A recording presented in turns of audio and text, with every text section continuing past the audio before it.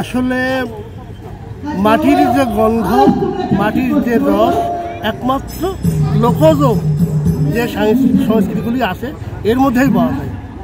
তো পৃষ্ঠপোষকতা সেই সাথে সার্বিক সহযোগিতার না থাকায় এই শিল্পগুলি আস্তে আস্তে বিলুপ্ত করতে যাচ্ছে।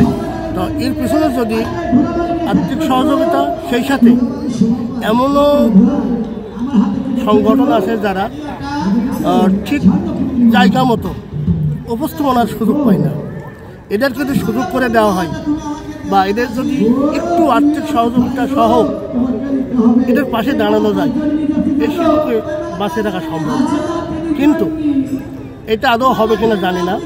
তো আমরা চেষ্টায় আছি। আমি আমার ব্যক্তিগতভাবে, যেহেতু আমি লোকজ নিয়ে কাজ করি জেলা ভিত্তিক, আমার জানা মতে অত্র অঞ্চলে 114টা পদ্মাপুরণ দল ছিল, যা এখন বর্তমানে 13টা আছে। কালু গাছের দল ছিল 9টা, এখন আপাতত 2টা দল জানি আছে। লাঠি খেলার দল ছিল প্রায় 15টা মতো, এখন 3টা দল আছে। নসিমনের দল আমি নিজেই করছিলাম, নসিমনের প্রতিষ্ঠাতা হিসেবে আমি কুষ্টিয়ায় পরিচিত। নসিমনের দল ছিল প্রায় 17টা, এখন মাত্র 2টা দল আছে। এই যে দলগুলি বিনষ্ট হয়ে নষ্ট হয়ে যাচ্ছে, লোকজ সম্ভার, লোকজ রসগুলি এই যে বিলুপ্তর পথে, এইগুলির জন্য অবশ্যই আমাদের সবাইকে ঐক্যবদ্ধভাবে এদের পাশে দাঁড়ানো দরকার। আজকে যে পদ্মপুরণ এবং যেই গাজির গান হলো, এই গানে মূলত শিল্পীরা কারা বা এর সাথে কারা থাকে?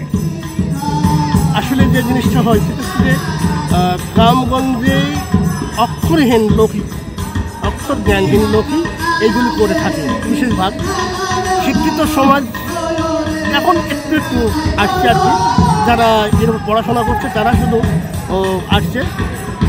ওই যে গ্রামগঞ্জে খেটে খাওয়া মানুষরা দেখা যাচ্ছে সারাদিন কাজ করে, রাত্রেবেলায় এটা সুযোগ পায়, এই যে বসে বসে এই চর্চাগুলো করে, ইদানিং এই চর্চাগুলো বন্ধ হয়ে যাচ্ছে বিভিন্ন কারণে। অর্থনৈতিক সমস্যা তো থাকেই, রাজনৈতিক প্রেক্ষাপট থাকে, প্রশাসনিক প্রেক্ষাপট থাকে, যার কারণে এইগুলি আস্তে আস্তে বিলুপ্তর পথে। আমরা যদি উন্মুক্ত করে দিই, এটাকে যদি উন্মুক্ত করে দিতে পারি, তাহলে এই চর্চাটা অব্যাহত হলে হয়তো এই যে লোকজ ভাণ্ডারটা আমরা আবার পরিপূর্ণভাবে কানায় কানায় পূর্ণ করতে পারি। মন্তব্য কি, কোথায় কোথায় এই গাজির গান পরিবেশন করো? এই গাজির গান আপনার 12 বাজার থেকে শুরু করি, আপনার ঝিনাইদহ, আপনার হচ্ছে এদিক গোপালগঞ্জ, তারপর যশোর, কুষ্টিয়া, বুঝলেন? আচ্ছা, মূলত গাজির গানে যে নায়িকা শাস্তি হয়তো আপনি ছেলে, এই যে ছেলেরা মেয়ে সেজে যে গাজির গান পরিবেশন করতে হয়, এটা আপনার কাছে কেমন লাগে? এটা এখন ছোটবেলায় আমার দাদা ছিল এই গানের উস্তাদ, বুঝেছেন? তো তাদের দিকে দেখে শিখে এখন নিজেরা এই গানগুলো গায়ে বেড়ায়। আচ্ছা, পারিশ্রমিক পান কিভাবে? এইগুলো হচ্ছে আপনার হচ্ছে মানে একগুলো বায়না দেয় বা আছে, এই গানগুলো একজনে মান্যত করে, তবে এই গানের বায়না করে, তবে এই গান বলতে আমরা যাই। আচ্ছা, এই গাজির গান মূলত কারা দিয়ে থাকে? এগুলো দিয়ে থাকে মুসলমান ধর্মের লোকগুলো। আচ্ছা, এটা মানত বা মানুষ যেমন পদ্মপুরণ যখন না হয় 20 বছর 10 বছর ছেলে পেলে না হয়, তখন হয়তো বলতে হয় যে বাবা কালো গাজী, তোমার দরবারে আমি একটা খাসি কাটি মান্যত করবো বা তোমার এই গান দেবো যদি আমার একটা ছেলে হয়। আচ্ছা, 5 ওয়াক্ত নামাজ কালাম পড়ে তার মানে সেও তো একজন ওলি ব্যক্তি লোক, তার নামে দোহাই দিলে হয়তো হয়, তাই এই গানটা দেয়। হচ্ছে না, তারা বলে যে যদি আমার কোলে সন্তান দেয় তাহলে পরে আমি কালু গাজি গান দেবো। অনেকের হয়, আবার কিছু লোকের হয়ও না, তবে মানসা করে এই জন্যে। তাছাড়া ঘা পছলা হলো মানসা করে যে যদি সারি যায় তাহলে আমি কালু গাজির নামে সিন্নি করে দেবো। এই গানে মূলত কি কি সিনারি থাকে? এই গানের সিনারি তো থাকে হচ্ছে পালা, পালা হিসাবে।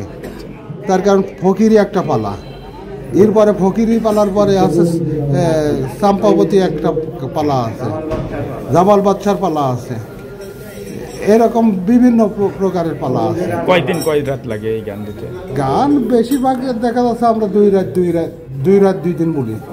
এই গান কি কুষ্টিয়া থেকে আর কোথাও কোন কোন জেলায় এই গান? হ্যাঁ, কুষ্টিয়া থেকে আমরা ফরিদপুরে গান গেয়ে আসছি, যশোর গাইছি, আমরা মেলা জায়গায় গান গাইছি। সত্যি আমার কাছে অপূর্ব লেগেছে, কারণ বাংলার ঐতিহ্য, বাঙালির ঐতিহ্য, লোকজ শিল্পগুলো আস্তে আস্তে বিলীন হয়ে যাচ্ছে।